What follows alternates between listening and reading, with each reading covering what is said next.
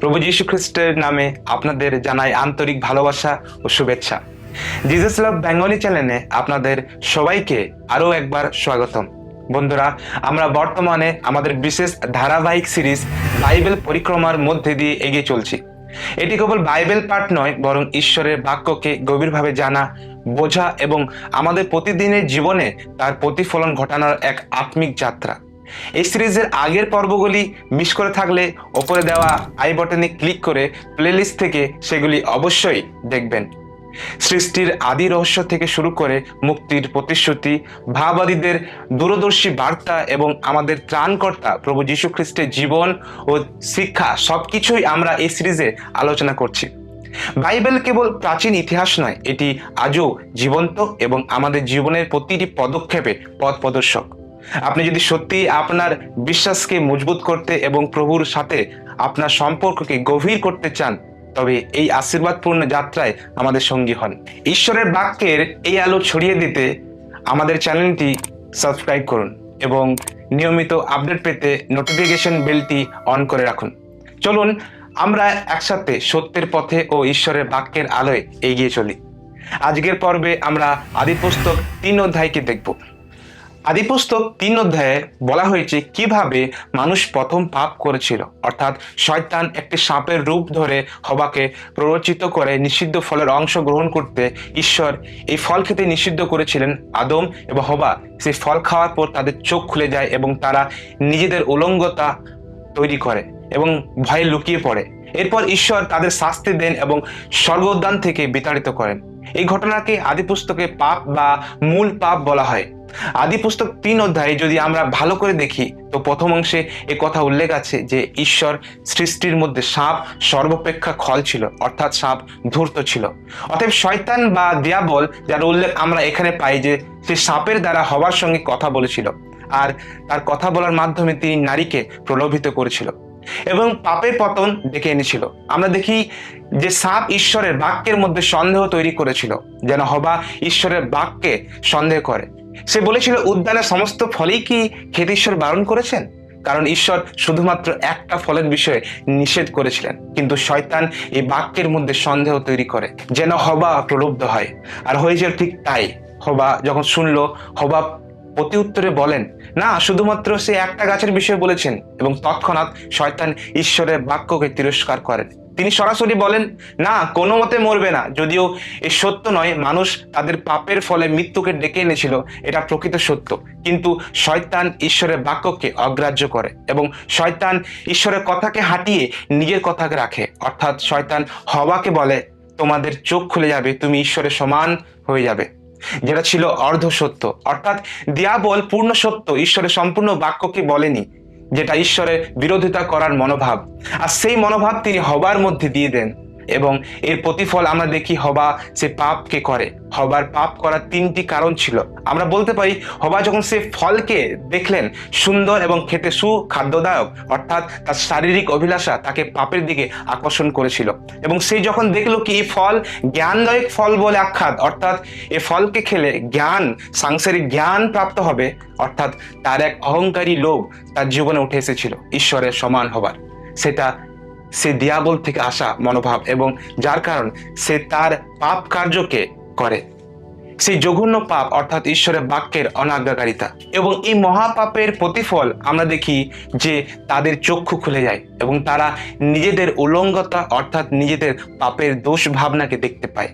যদিও শয়তান এ কথা বলেছিল অর্ধ সত্য রূপে যে তোমাদের চক্ষু খুলে যাবে, কিন্তু পূর্ণ সত্য এটা যে এই চক্ষু খুলে যাওয়ার পর তারা তাদের নিজেদের দুর্বলতা অর্থাৎ উলঙ্গতাকে দেখতে পাবে এবং মৃত্যুকে ভোগ করবে।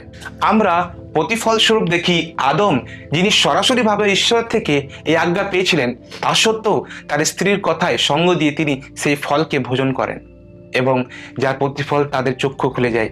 সত্যি যা শয়তান বলেছিল তার অর্ধ সত্য তাদের চক্ষু খুলে যায়, কিন্তু পূর্ণ সত্য তাদের জীবনও উলঙ্গতা অর্থাৎ দোষ ভাবনা নেমে আসে এবং যার ফলে তারা সে উদ্যানের মধ্যে লুকিয়ে পড়ে এবং গাছের পাতার দ্বারা নিজেদের শারীরিক উলঙ্গতা ঢাকার চেষ্টা করে। কিন্তু যখন ঈশ্বর সে বাগানে চলাফেরা করেন অর্থাৎ আদমের কাছে আসেন, তখন আদম তার উলঙ্গতার ভয়ে এবং ঈশ্বরের আওয়াজের ভয়ে লুকিয়ে পড়েন। ঈশ্বর প্রশ্ন করেন, আদম তুমি কোথায়?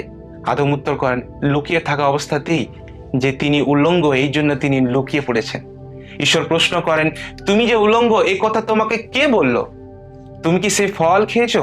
তখন আদম উত্তর করে, তুমি যে স্ত্রী আমাকে দিয়েছিলে সেই স্ত্রী আমাকে খাইয়েছে। ঈশ্বর সে একই প্রশ্ন স্ত্রীকে করে, তুমি কি করেছো? সেই স্ত্রীও কিন্তু সরাসরি এ কথা মেনে না নিয়ে সে দোষারোপ করে সেই সাপকে। এই অংশে অধ্যয়ন করে আমরা বুঝতে পারি ঈশ্বর আদম আর হওয়াকে প্রশ্ন করার দ্বারা একটা সুযোগ করে দিতে চেয়েছিলেন, যেন তারা নিজেদের পাপকে সরাসরিভাবে স্বীকার করেন। কিন্তু আমরা দেখি কি আদম আর হওয়া তাদের স্বাধীন ইচ্ছার দ্বারা সে পাপকে কিন্তু স্বীকার করেনি, কিন্তু তারা একে অপরকে দোষারোপ করতে লেগেছিলেন। এই কারণ তাদেরকে অভিশাপগ্রস্ত হতে হয়েছিল, অর্থাৎ ঈশ্বর তাদেরকে অভিশাপ দিয়েছিলেন। কিন্তু সে সাপকে কোনো প্রশ্ন করেননি, ঈশ্বর সরাসরি সে সাপকে অভিশাপ দিয়েছিলেন। এর কারণ ঈশ্বরের উত্তম সৃষ্টি হলো মনুষ্য, আর সাপের ছদ্মবেশে ছিল শয়তান। অতএব ঈশ্বরের বোঝাপড়ার সম্পর্ক হলো মনুষ্য, শয়তান তো তার বিরোধিতা। এই জন্য তিনি শয়তানকে সরাসরি অভিশাপগ্রস্ত করেছিলেন। এবং এর পরবর্তী অংশে আমরা দেখি ঈশ্বর সাপকে অভিশাপ দেন যে সে যাবজ্জীবন বুকে হেঁটে চলবে এবং সে ধূলি ভোজন করবে। এর অর্থ আদিতে সাপ পায়ে হেঁটে চলতো, অর্থাৎ সাপের পা ছিল। এবং আশ্চর্য করার মতন বিষয়টাও কি সাপ আদিতে কথা বলতে পারত। কিন্তু বর্তমান সময়ে সাপ ঈশ্বরে অভিশাপগ্রস্ত, আর এই জন্য আমরা সাপকে বুকে হেঁটে চলতে এবং ধূলি ভোজন করতে দেখি। যদি আদি পুস্তক 3 অধ্যায় 15 পদ দেখি, যা খুবই গুরুত্বপূর্ণ একটা পদ, এই পদকে উদ্ধারের ভবিষ্যৎবাণী বা প্রথম সুসমাচার হিসেবে দেখা হয়। এবং পরের অংশ যখন নারীকে অভিশাপ দেন যে তার গর্ভবেদনা অতিশয় বৃদ্ধি হবে, আর তাছাড়া তার বাসনা তার স্বামীর প্রতি থাকবে এবং স্বামী তার উপরে কর্তৃত্ব করবে। অভিশাপ শুধুমাত্র গর্ভবেদনাটাই ছিল, কিন্তু স্বামীর অধীনে থাকা স্ত্রীদের জন্য এক সুরক্ষার পরিচয়। কর্তৃত্ব শব্দের অর্থ হলো এক অভিভাবকের সমান স্বামীকে গণ্য করা, বা স্বামী অভিভাবক এবং তার দায়িত্ব স্ত্রীর প্রতি, যা এক সুরক্ষা বা এক নম্রতার পরিচয় দেয়। এরপরে আমরা দেখি ঈশ্বর আদমকে অভিশাপ দেন। তিনি আদমকে অভিশাপ দেওয়ার ক্ষেত্রে তিনি ভূমিকে অভিশাপ দিয়েছিলেন, কারণ আদম ভূমি হইতে সৃষ্টি হয়েছিল। তিনি ভূমিকে অভিশাপ দেন ভূমি যেন কঠিন হয়, ভূমিতে কাটা উৎপাদন হয়, কারণ আদম সে ভূমিতে পরিশ্রম করবে যাবজ্জীবন এবং সেই পরিশ্রমের দ্বারা সে শস্য উৎপাদন করবে, আর সেটাই হবে তার খাদ্য। এবং সে পরিশ্রম করতে করতে সে ধূলিতে মিশে যাবে। এটা তার এবং তার বংশধরদের প্রতি অভিশাপ ছিলেন ঈশ্বরের। পরবর্তী অংশে আমরা দেখি আদম তার স্ত্রীর নাম রাখেন হবা, যার অর্থ জীবিত, কারণ তিনি সমস্ত প্রাণীবর্গের প্রথম মাতা। এবং এই ক্ষেত্রে আমরা দেখি স্ত্রীর কথায় সহমত হয়ে আদম পাপ করে, তা সত্ত্বেও আদম কিন্তু তার স্ত্রীকে পরিত্যাগ করেননি, তাকে আপন করেছিলেন এবং তার জন্য তার নাম রেখে পরবর্তী বংশকে তৈরি করেছিলেন। এবং আমরা দেখি ঈশ্বর তাদের দুজনের জন্য এক পশুর চামড়ার দ্বারা বস্ত্র নির্মাণ করেন, যেন তাদের উলঙ্গতা সম্পূর্ণ ঢাকা যায়। এবং বস্ত্র নির্মাণের ক্ষেত্রে ঈশ্বর কিন্তু এক পশুকে বলিদান করেন, যেখান থেকে বলিদানের এক প্রক্রিয়া আমাদের সামনে উঠে আসে। এই অধ্যায়ের শেষাংশে যদি আমরা দেখি, ঈশ্বর যখন দেখলেন মনুষ্য সৎ সৎ জ্ঞানদায়ক ফলকে খেয়ে জ্ঞানবান হয়েছে, তখন তিনি জীবনদায়ক বৃক্ষকে সুরক্ষিত করলেন। তিনি স্বর্গদূতদের ঘেরায় সে গাছকে রাখলেন এবং আদম হবাকে সে বাগান থেকে বের করে দিলেন।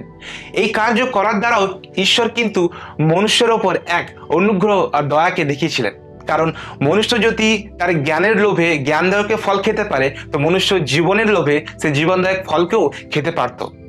যদি মনুষ্য এই পাপে পতিত অবস্থায় সে জীবনদায়ক ফলকে ভোজন করে, তো সে অমরত্ব লাভ করবে, আর এই অবস্থায় তার জন্য অমরত্ব এক অভিশাপের সমান হয়ে উঠবে। আমাদের ঈশ্বর ধার্মিক ও পবিত্র, তার সাথে সাথে তিনি দয়ালু ও অনুগ্রহশীল। কারণ ঈশ্বর ধার্মিক ও পবিত্র, এই জন্য তিনি পাপের সঙ্গে সহমতি দিতে পারেন না। এই জন্য যখন আদম হওয়া পাপ করেছিলেন, তাদেরকে অভিশাপ দিতে তিনি বাধ্য হয়েছিলেন, যেহেতু তিনি ধার্মিক পবিত্র। কিন্তু তার সাথে সাথে তিনি দয়ালু ও অনুগ্রহশীল, তার জন্য তিনি তাদের ওপর অনুগ্রহ দেখিয়েছিলেন। কিন্তু তাদেরকে একেবারে বিনাশ করে দেননি, কিন্তু তাদেরকে একটা সুযোগ করে দিয়েছিলেন। তিনি পশু বলিদানের দ্বারা তাদের উলঙ্গতাকে ঢেকে দিয়েছিলেন এবং এদনের বাগানের বাইরে আরেকটা নতুন আরম্ভ করতে সুযোগ করে দিয়েছিলেন। যদিও এই সুযোগে তাদের জীবন ছিল কঠিন, কিন্তু তাদের জীবন শেষ হয়ে যায়নি। অতএব যখন মনুষ্য জাতির পতনের শুরুয়াত হয়, সেই সময় ঈশ্বরের মহা পরিত্রাণও পরিকল্পনা শুরু হয়ে যায়। আমরা বলতে পারি ঈশ্বর সপ্তম দিনে বিশ্রাম করেছিলেন, কিন্তু তার পরবর্তীকালে যখন আদম আর হওয়া পাপ করে সেই দিন থেকে তিনি আবার নিরন্তর মনুষ্যের উদ্ধারের জন্য কার্য করেছিলেন। আমি বিশ্বাস করি আদি পুস্তকের এই অধ্যায়ের মাধ্যমে আপনারা শিখতে পেরেছেন আরো বিশদ কিছু জানতে, যেমন শয়তানকে কে বানিয়েছিল, বা আদিতে সাপ কেমন ছিল, বা পাপের সঠিক অর্থ কি, কোন কোন বিষয়গুলি পাপ, ঈশ্বর যে দুটি গাছকে এদন বাগানে রেখেছিলেন ঈশ্বর কেন রেখেছিলেন, চর্মের বস্ত্র বা বলিদানের প্রতীকী চিহ্ন কি, ঈশ্বরের সার্বভৌমতা সঠিক ব্যাখ্যা কি, অথবা আজকের অধ্যয়ন থেকে যদি আরো কিছু গভীরভাবে বুঝতে চান তাহলে নিচে দেওয়া ডেসক্রিপশনে থাকা গুগল ফর্মের মাধ্যমে আপনাদের প্রশ্ন বা প্রার্থনা আমাদেরকে লিখে পাঠান। আপনাদের প্রশ্ন ও প্রার্থনা বিষয়গুলি আমরা গুরুত্বের সঙ্গে পড়ব এবং আমরা নিজে আপনাদের সঙ্গে যোগাযোগ করব। বাইবেল অধ্যয়ন, শিক্ষা ও আশীর্বাদপূর্ণ ভিডিও পেতে জিজাস লাভ বেঙ্গলি চ্যানেলের সাথেই থাকুন। ভিডিওটি ভালো লাগলে অবশ্যই লাইক করুন, আর নতুন হলে সাবস্ক্রাইব করে নিন এবং বেল আইকনে ক্লিক করুন যাতে বাইবেল পরিক্রমা সিরিজের পরবর্তী সকল ভিডিও সবচেয়ে আগে আপনি পেতে পারেন।